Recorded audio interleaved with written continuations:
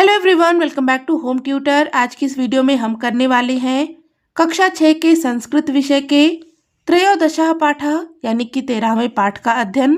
पाठ का नाम है संख्या गणना ननु सरला। संख्या की गिनती करना निश्चय ही सरल है। तो चलिए इस पाठ का अध्ययन करते हैं और इसके अर्थ को समझते हैं। तो यहाँ पर एक कक्षा का दृश्य है। अध्यापक कहते हैं, छात्राः अत्र कक्षायां भवन्तः कति जनाः सन्ति। छात्राः छात्रों, अत्र यहाँ, कक्षायां कक्षा में, भवन्तः आप, कति कितने, जनाः लोग, सन्ति हैं। छात्रों, यहाँ कक्षा में आप कितने लोग हैं। एक बालिका कहती है, सुमितः विश्वनाथः वीणा उदिता कमला प्रीतिः निरूपमा प्रशांतः देवेशः अहम च स्मः। छात्रा कहती है, सुमित विश्वनाथ वीणा उदिता कमला प्रीति निरूपमा प्रशांत देवेश और मैं हूँ। फिर अध्यापक कहते हैं, तरहि कति छात्राः सन्ति। तरहि तो, कति कितने, छात्राः छात्र, सन्ति यानी कि हैं, तो कितने छात्र हैं, गणयतु गिनो, तो कितने छात्र हैं गिनो।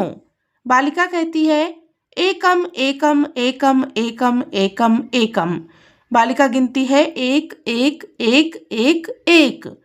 तो अध्यापक कहते हैं, अहो अरे, भवन्तः संस्कृतेन गणनां न जानन्ति। भवन्तः आप, संस्कृतेन संस्कृत से, गणनां गिनना, न जानन्ति नहीं जानती हैं। अरे, आप संस्कृत से गिनना नहीं जानती हैं। अस्तु ठीक है, अधुना अब संख्या गणनां पठामः। संख्या गणना यानी कि संख्याओं को गिनना, पठामः यानी कि पढ़ते हैं।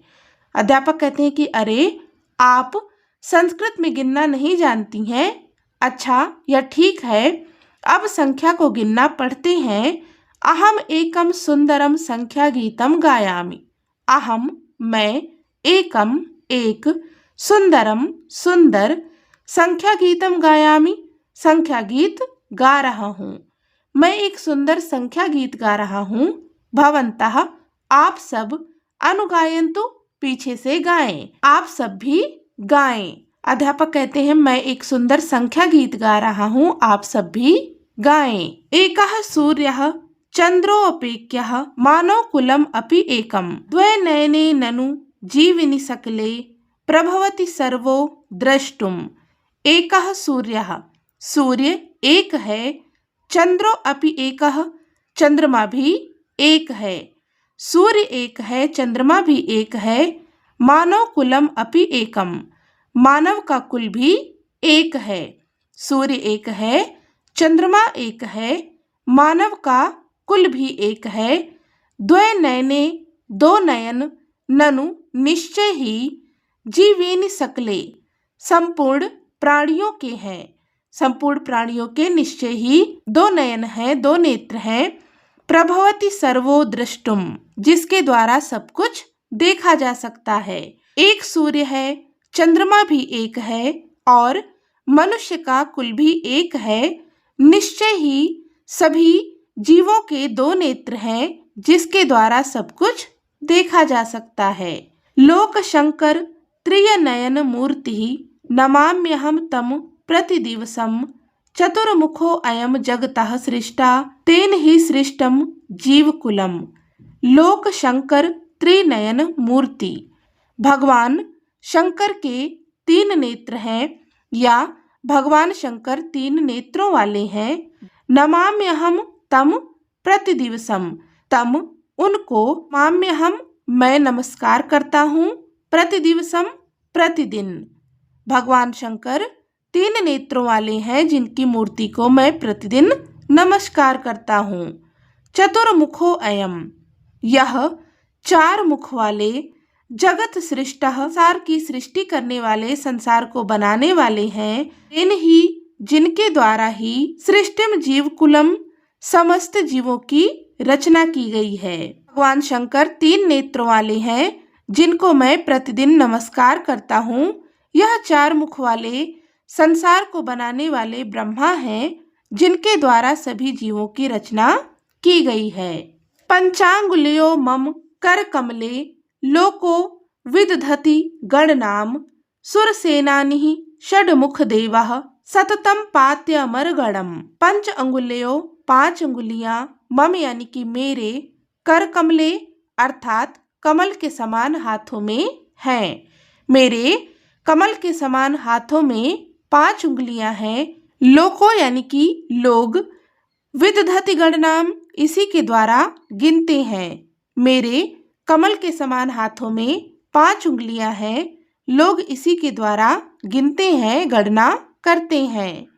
सुरसेनानी षड्मुख देवाः 6 मुख वाले देवता। 6 मुख वाले देवता कौन से हैं? भगवान कार्तिकेय हैं, जिनको सुरसेनानी अर्थात देवताओं का सेनापति कहा जाता है। षड्मुख देवः 6 मुख वाले देवता, सुरसेनानी अर्थात देवताओं के सेनापति हैं। सततम लगातार, पाति अमर गणम देवताओं की रक्षा करते हैं। 6 मुख वाले देवता देवताओं के सेनापति हैं, जो निरंतर या लगातार देवताओं की रक्षा करते हैं।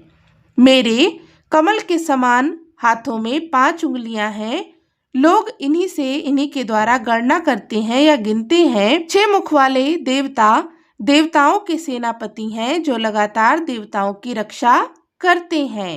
सप्तवासराः सप्ताहे ननु स्वराः सुमधुराः सप्त ऊर्ध्वमधस्तात् लोकाः सप्त ख्याता ऋषयः सप्त। सप्तवासराः सप्ताहे ननु, ननु यानी कि निश्चय ही, सप्तवासराः सप्ताहे सप्ताह में 7 दिन होते हैं। निश्चय ही सप्ताह में 7 दिन होते हैं। स्वराः सुमधुराः सप्त, 7 स्वर मधुर होते हैं। निश्चय ही सप्ताह में 7 दिन होते हैं, 7 स्वर मधुर होते हैं। ऊर्ध्वम अधस्तात् लोकाः सप्त, ऊर्ध्वम अर्थात ऊपर, अधः यानी कि नीचे, ऊपर और नीचे, सप्त लोकाः 7 लोक माने जाते हैं। ऊपर और नीचे 7 लोक माने जाते हैं। ख्याता ऋषयः सप्त, ख्याता यानी कि प्रसिद्ध हैं, ऋषयः यानी कि ऋषि, सप्त यानी कि 7, 7 ऋषि प्रसिद्ध हैं। एक सप्ताह में निश्चय ही 7 दिन होते हैं, 7 मधुर स्वर होते हैं, ऊपर और नीचे 7 लोक माने जाते हैं और 7 ऋषि प्रसिद्ध हैं। अष्टदिग्गजाः धरन्ति धरणीम् उपकृतिशीला अतुल बलाः नवग्रहा ननु विपुले गगने चरन्ति सततम नियततया। अष्टदिग्गजा धरन्ति धरणीम् अर्थात 8 दिग्गज धरन्ति यानी कि धारण करते हैं, धरणीम यानी कि पृथ्वी को। 8 दिग्गज धरती को धारण करते हैं। उपकृतशीला यानी कि उपकार करने वाले, अतुल बलाः अत्यंत बल वाले हैं। ये उपकार करने वाले और अत्यंत बल वाले हैं। 8 दिग्गज इस धरती को धारण करते हैं। ये उपकार करने वाले और अत्यंत बलशाली हैं। 9 ग्रह ननु विपुले गगने, 9 ग्रह ननु निश्चय ही, विपुले गगने विशाल आकाश में है। 9 ग्रह विशाल आकाश में है।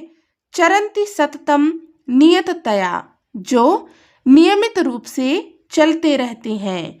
9 ग्रह विशाल आकाश में है, जो नियमित रूप से चलते रहते हैं। 8 दिग्गज इस धरती को धारण करते हैं, जो उपकार स्वभाव वाले, उपकार करने वाले और अत्यंत बलशाली हैं। 9 ग्रह विशाल आकाश में है, जो नियमित रूप से चलते रहते हैं। पूर्वाद्या 10 दिशः प्रसिद्धाः संख्या गणना ननु सरला गायामो वयम इतमोदम कुर्मो बहुधा करतालम। पूर्व अद्या 10 दिशि प्रसिद्धाः, 10 दिशाएं पहले से ही प्रसिद्ध हैं। संख्या गणना ननु सरला, संख्याओं की गणना करना आसान है। गायामो वयम इतामोदम, हम अत्यंत आनंद पूर्वक गाते हैं कुर्मो बहुधा करतालम और बहुत ताली बजाते हैं। 10 दिशाएं पहले से ही प्रसिद्ध हैं। संख्याओं की गणना करना सरल है। हम अत्यंत आनंद पूर्वक गाते हैं और बहुत तरह से ताली बजाते हैं। तो यह जो पाठ है वह संख्याओं से संबंधित है। यहाँ पर 1 से 50 तक की संस्कृत में संख्याएं दी गई हैं। जैसे कि 1 को कहते हैं संस्कृत में एकम, 2 को द्वय, 3 को कहते हैं त्रीणि, 4 को चत्वारि, 5 को पंच, 6 को कहते हैं षट, 7 को सप्त, 8 को कहते हैं अष्ट, 9 को कहते हैं नव और 10 को कहते हैं दश। इसी प्रकार से 11 को कहते हैं एकादश, 12 को द्वादश, 13 को त्रयोदश, 14 को चतुर्दश, 15 को पंचदश, 16 को कहते हैं षोडश, 17 को कहते हैं सप्तदश, 18 को कहते हैं अष्टादश, 19 को कहते हैं नवदश और 20 को कहते हैं विंशतिः।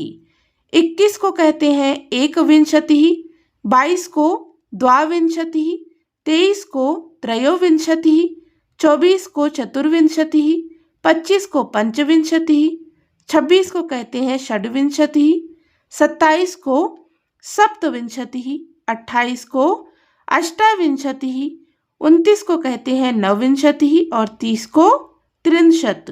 31 को कहते हैं एकत्रिंशत्, 32 को द्वात्रिंशत्, 33 को त्रयत्रिंशत्, 34 को चतुस्त्रिंशत्, 35 को पंचत्रिंशत्, 36 को कहते हैं षट्त्रिंशत्, 37 को सप्तत्रिंशत्, 38 को कहते हैं अष्टात्रिंशत्, 29 को नवत्रिंशत् और 40 को चत्वारिंशत्। 41 को कहते हैं एकचत्वारिंशत्, 42 को द्विचत्वारिंशत्, 43 को त्रिचत्वारिंशत्, 44 को कहते हैं चतुश्चत्वारिंशत्, 45 को कहते हैं पंचचत्वारिंशत्, 46 को कहते हैं षट्चत्वारिंशत्, 47 को कहते हैं सप्तचत्वारिंशत्, 48 को कहते हैं अष्टचत्वारिंशत्, 49 को कहते हैं नवचत्वारिंशत् और 50 को कहते हैं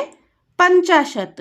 तो इस प्रकार से आपको संस्कृत में ये जो गणना है, जो गिनती है, इसे याद रखना है, इसको याद करना है। तो छात्रों, हमने इस पाठ का अध्ययन कर लिया, इसके अर्थ को समझ लिया। इसका अभ्यास हम करेंगे अपने अगले वीडियो में। इस पाठ से संबंधित कोई भी डाउट हो तो आप कमेंट करके पूछ सकते हैं। वीडियो हेल्पफुल लगी हो तो प्लीज़ इसे लाइक करें, हाइप करें, दोस्तों के साथ में शेयर करें और चैनल पर नए हैं तो सब्सक्राइब भी कर लें। मिलते हैं नेक्स्ट वीडियो में, तब तक के लिए take care and bye bye.